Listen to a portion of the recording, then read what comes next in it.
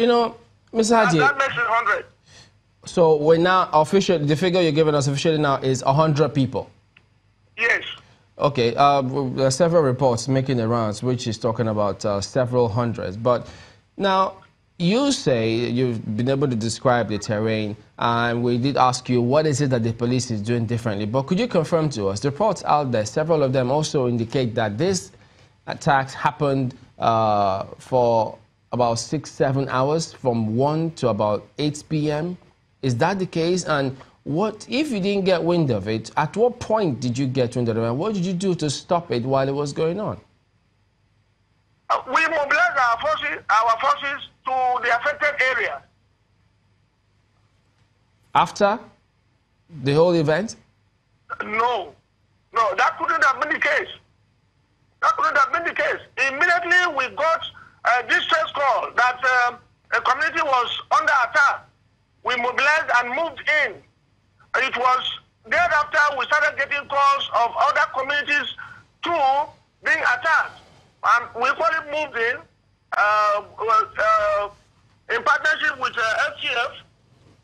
And unfortunately, I must tell you, some of these villages are hardly motorable and are very far flung. So is the terrain a challenge to the police? Of course, there are some of the communities. But the police has helicopters. Are they in use? Are you using air facilities to monitor? Well, that is one other area of mobilization that I left out. The IG has equally deployed police helicopters for area patrol, and this is equally paying off. Mr. Ade, there are reports out there that Mietiala is saying the killings are in retaliation for the disappearance of about 300 cows. Did you get that report? Their own complaint? The leader of Mietiala North Central saying that the killings in Plateau are in retaliation for the disappearance of 300 cows. Did you get that report? If that's what they are saying, we are not aware of it. It could be because in the immediate, there was no loss of 300 cows. You never got the report of loss of 300 cows? In the immediate, it must have been something that, an incident that happened months back. So can you confirm that actually happened? Of course, some months back, there was an incident of cattle rustling. Yeah, but Mr. Commissioner, when these kind of things happen, you've been there for a while, you know that the pattern is that there could be reprisals. So the question then is, so what then did you do? How come you didn't get intel that this was going to happen? Isn't that a failure on the part of the police? I must tell you, immediately we received complaints of cows rustled, we mobilized in conjunction with the FCF to go to begin to trace the routes.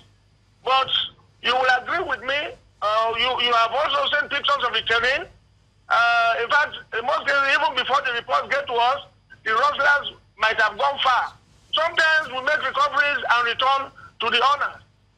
And of course, we don't end there.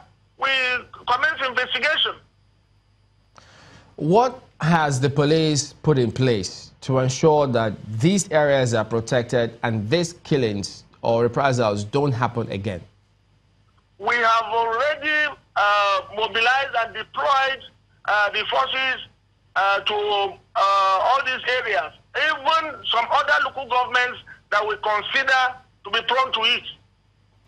Would you say you have confidence, the confidence of the people, if nobody came to the police to volunteer information that this was going to happen?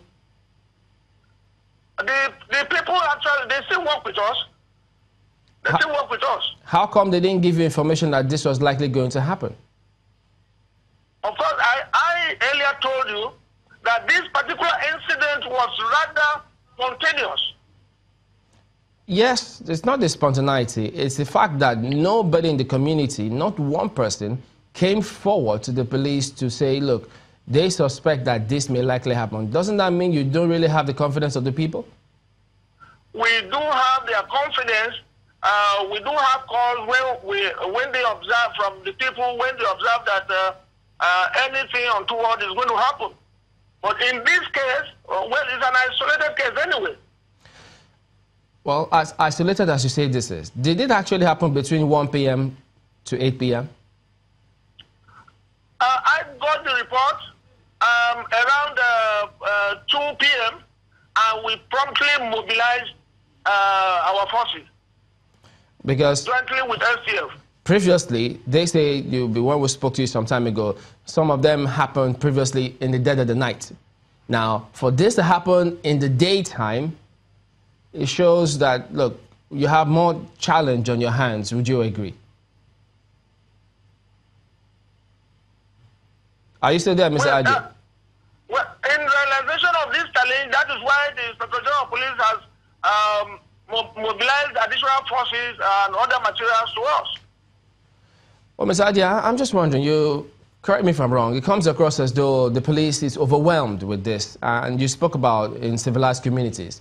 And in some of those communities, the police chiefs would have resigned if this kind of thing happened, or let alone hundreds of people. Would you consider resigning if this happens again? The police is definitely not overwhelmed. We are on top of the situation. We reacted very promptly, and of course, that is what prevented the spread, including the one that was about to take place within the metropolis. Yeah, but how do you say you reacted promptly if hundreds of people died? Hundreds of people, and you say you reacted promptly? I have told you that these communities are far-flung and far from the urban areas before we could get to them. Mr. Commissioner, would you resign? In fact, some of the communities, to get there takes up to 2 hours. So does that mean the community should accept their fate in this manner? That is not what I'm saying. I've told you, as a result of this, we have deployed further into the hinterland.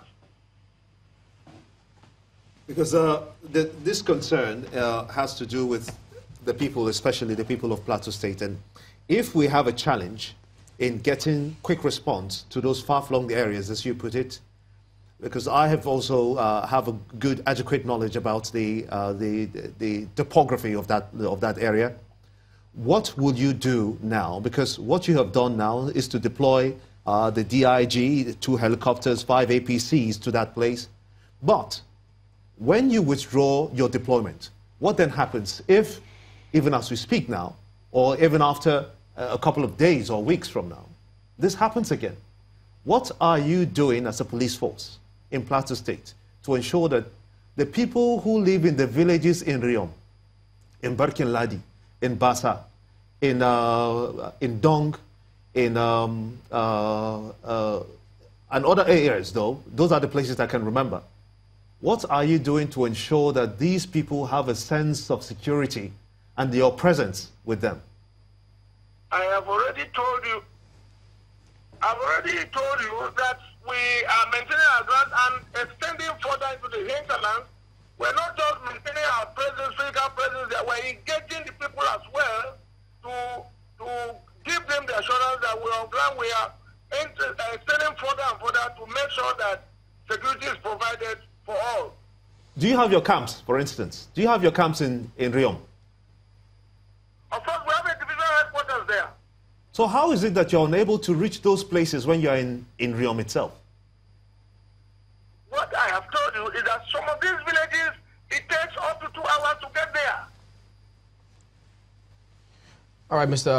Unje Aje, Commissioner of Police in Plateau State. Thank you for talking to us this morning. Thank you.